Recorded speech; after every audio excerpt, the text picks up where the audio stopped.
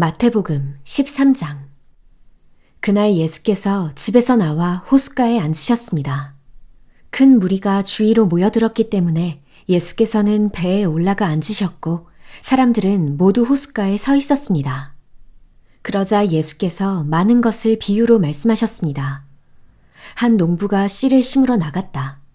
그가 씨를 뿌리는데 어떤 씨는 길가에 떨어져 새들이 와서 모두 쪼아 먹었다.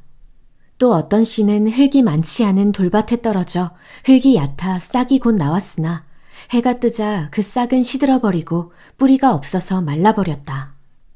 또 다른 씨는 가시덤불에 떨어졌는데 가시덤불이 자라 무성해져 싹이 나는 것을 막아버렸다.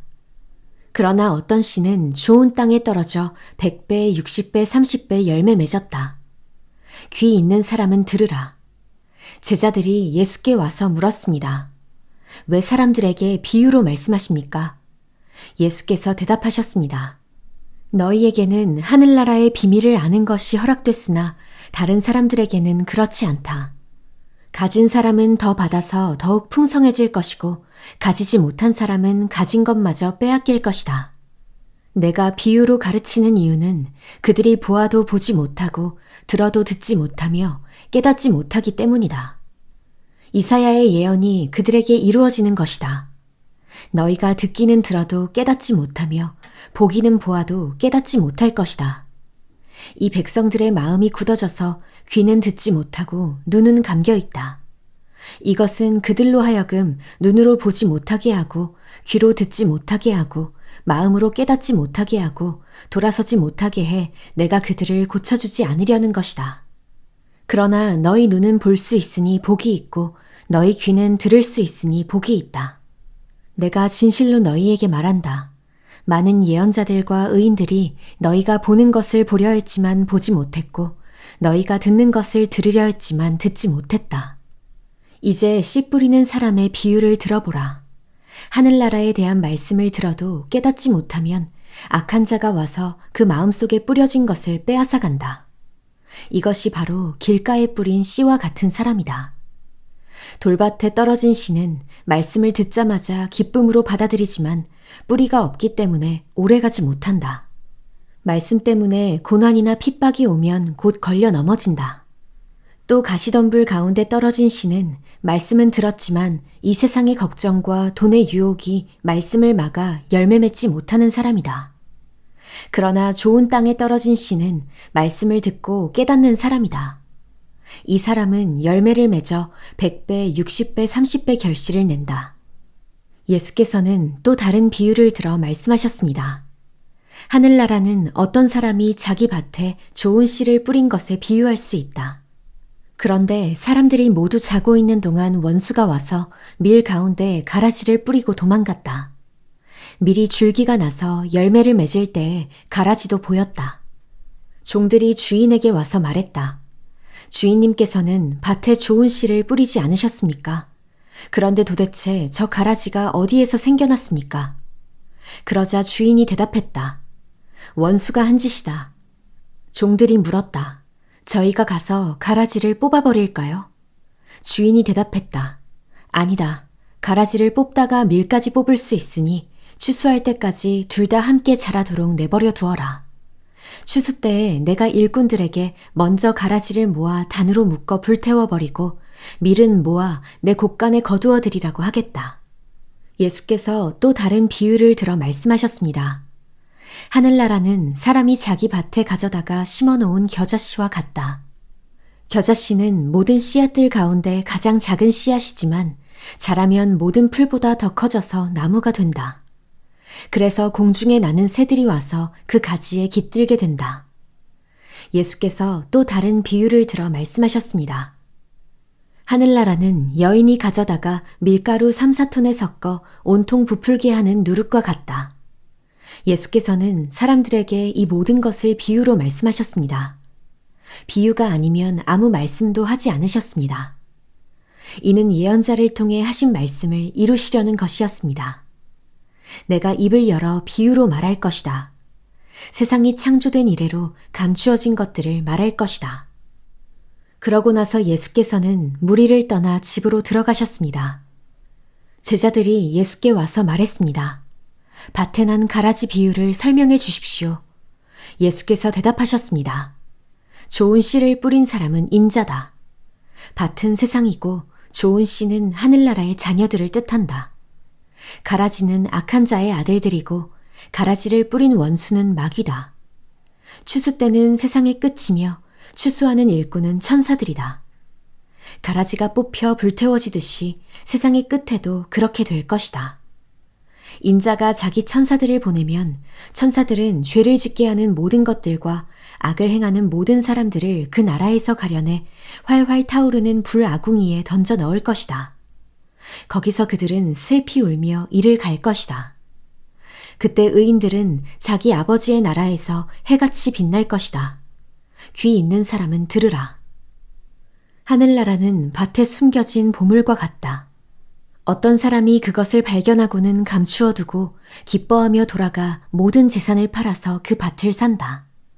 또 하늘나라는 좋은 진주를 찾아다니는 상인과 같다. 그는 값진 진주를 발견하고 돌아가 모든 재산을 팔아서 그것을 산다. 또한 하늘나라는 바다에 던져 온갖 물고기를 잡는 그물과 같다. 그물이 가득 차면 어부들은 그물을 물가로 끌어내고는 앉아서 좋은 고기는 바구니에 담고 나쁜 고기는 버린다. 세상의 끝도 그렇게 될 것이다. 천사들이 와서 의인 중에서 악인을 가려내 활활 타오르는 불아궁이에 던져 넣을 것이다. 거기서 그들은 슬피 울며 이를 갈 것이다. 예수께서 물으셨습니다. 너희가 이 모든 것을 깨달았느냐? 제자들이 예 하고 대답했습니다. 예수께서 그들에게 말씀하셨습니다. 그러므로 하늘나라의 제자가 된 모든 율법학자는 새 것과 오래된 것을 자기 창고에서 꺼내주는 집주인과 같다. 예수께서 이런 비유들을 끝마친 후에 그곳을 떠나셔서 고향으로 돌아가 유대 사람의 회당에서 사람들을 가르치기 시작하셨습니다. 사람들이 놀라 물었습니다. 이 사람이 어디서 이런 지혜와 기적을 행하는 능력을 얻었는가? 이 사람은 한낱 목수의 아들이 아닌가? 어머니는 마리아이고 동생들은 야고보와 요셉과 시몬과 유다가 아닌가? 그 누이들도 모두 우리와 함께 있지 않는가? 그런데 이 사람은 도대체 이 모든 것들을 어디서 얻었는가? 그러면서 사람들은 예수를 배척했습니다. 그러자 예수께서 그들에게 말씀하셨습니다. 예언자는 자기 고향과 자기 집에서는 배척당하는 법이다. 예수께서는 그곳에서 기적을 많이 베풀지 않으셨습니다. 사람들이 믿지 않았기 때문입니다. 마태복음 14장. 그때 분봉왕 헤롯이 예수의 소문을 듣고 신하들에게 말했습니다. 이 사람은 세례자 요한이다. 그가 죽은 사람들 가운데서 살아났으므로 이런 기적을 일으키는 능력이 그에게 나타나는 것이다. 전에 헤롯은 요한을 체포하고 결박해 감옥에 가둔 일이 있었습니다. 동생 빌립의 아내였던 헤로디아 때문이었습니다. 요한은 헤롯에게 그 여자를 데려간 것은 옳지 않다 라고 여러 번 말했습니다. 헤롯은 요한을 죽이고 싶었지만 그를 예언자로 여기는 백성들이 두려웠습니다. 때마침 헤롯의 생일에 헤로디아의 딸이 사람들 앞에서 춤을 추어 헤롯을 즐겁게 해주었습니다. 헤롯은 그 소녀에게 맹세하면서 요청하는 것은 무엇이든 주겠다고 약속했습니다. 그 소녀는 자기 어머니가 시키는 대로 헤롯에게 말했습니다. 세례자 요한의 머리를 쟁반에 담아주십시오. 헤롯 왕은 난감했지만 자기가 맹세한 것도 있고 손님들도 보고 있으므로 소녀의 요구대로 해주라고 명령했습니다. 헤롯은 사람을 보내어 감옥에서 요한의 목을 베게 했습니다. 그리고 요한의 머리를 쟁반에 담아 소녀에게 주자 소녀는 그것을 자기 어머니에게 가져갔습니다. 요한의 제자들이 와서 시체를 가져다가 묻고 나서 예수께 가서 이 사실을 알렸습니다. 이 소식을 들은 예수께서는 거기서 배를 타고 조용히 외딴 곳으로 가셨습니다. 사람들이 이 소문을 듣고 여러 마을에서 나와 걸어서 예수를 따라갔습니다.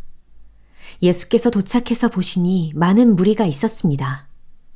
예수께서는 그들을 불쌍히 여기시고 아픈 곳을 고쳐주셨습니다. 저녁 때가 되자 제자들이 예수께 다가와서 말했습니다. 이곳은 외딴 곳이고 날도 이미 저물었습니다. 사람들을 보내 마을로 가서 각자 음식을 사 먹게 하시지요. 예수께서 대답하셨습니다. 그들이 멀리 갈 필요 없다. 너희가 그들에게 먹을 것을 주라. 제자들이 대답했습니다. 우리가 가진 것이라고는 여기 빵 5개와 물고기 2마리 뿐입니다. 예수께서 말씀하셨습니다. 그것을 내게 가져오라. 예수께서는 사람들에게 풀밭에 앉으라고 말씀하시고 빵 5개와 물고기 2마리를 들고 하늘을 우러러 감사 기도를 드리신 후 빵을 떼셨습니다. 그 후 예수께서는 그 빵 조각을 제자들에게 나눠주셨고 제자들은 사람들에게 나눠주었습니다. 모든 사람들은 배불리 먹었습니다. 제자들이 남은 빵 조각을 거두어 보니 12바구니에 가득 찼습니다. 먹은 사람은 여자와 아이들 이외에 남자만 5,000명쯤 됐습니다. 그 후 예수께서는 곧 제자들을 배에 태워 먼저 건너가게 하시고 무리를 집으로 돌려보내셨습니다. 무리를 보낸 뒤 예수께서 혼자 기도하러 산에 올라가셨다가 날이 저물기까지 거기 혼자 계셨습니다. 제자들이 탄 배는 이미 육지에서 꽤 멀리 떨어져 있었는데 거친 바람으로 파도에 시달리고 있었습니다. 이른 새벽에 예수께서 물 위를 걸어 그들에게 다가가셨습니다. 제자들은 예수께서 물 위로 걸어오시는 것을 보고 깜짝 놀랐습니다. 그들이 두려워하며 유령이다 하고 외쳤습니다. 그러자 예수께서 곧 그들에게 말씀하셨습니다. 안심하라, 나다, 두려워하지 말라. 베드로가 대답했습니다. 주여, 정말로 주이시면 제게 물 위로 걸어오라고 하십시오. 그러자 예수께서 오너라 하고 말씀하셨습니다. 그러자 베드로는 배에서 내려 물 위로 걸어 예수께로 향했습니다. 그러나 베드로는 바람을 보자 겁이 났습니다. 그러자 바로 물속으로 가라앉기 시작했고 베드로가 소리쳤습니다. 주여 살려주십시오. 예수께서 곧 손을 내밀어 그를 붙잡으시며 말씀하셨습니다. 믿음이 적은 사람아, 왜 의심했느냐? 그리고 그들이 함께 배에 오르자 바람이 잔잔해졌습니다. 그때 배에 있던 사람들이 예수께 경배드리며 말했습니다. 참으로 하나님의 아들이십니다. 그들이 호수를 건너 게네사렛 땅에 이르렀습니다. 그곳에 있던 사람들은 예수를 알아보고 주변 온 지역에 소식을 전했습니다. 사람들은 아픈 사람들을 모두 데려와 예수의 옷자락이라도 만지게 해달라고 간청했습니다. 그리고 그 옷자락을 만진 사람들은 모두 나았습니다.